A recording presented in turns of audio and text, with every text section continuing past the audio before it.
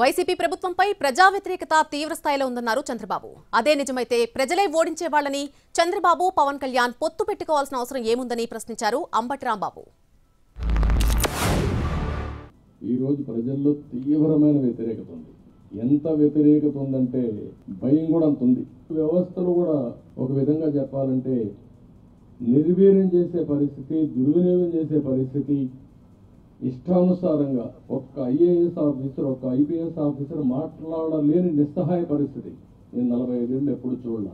ప్రజల శ్రేయస్సు కోసం కలిశారంట, రాష్ట్ర శ్రేయస్సు కోసం కలిశారంట. అదేమిటి విధ్వంసం జరుగుతుందట, దుర్మార్గమైన పాలన జరుగుతుందంట, ప్రజలందరూ వ్యతిరేకంగా ఉన్నారంట. మరి ప్రజలందరూ వ్యతిరేకంగా ఉంటే అసలు మీరెందుకు కలవటం? ప్రజలు ఓడిస్తారుగా.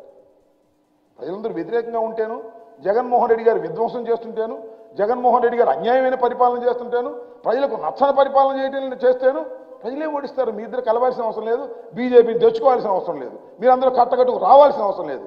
ఇంతమంది కలిసినా జగన్మోహన్ రెడ్డి గారిని ఏమీ చేయలేనటువంటి దశలో ఉన్నాడు అనేది మీరు చెప్పకనే చెబుతున్నారనే అంశాన్ని దయచేసి అర్థం చేసుకోండి.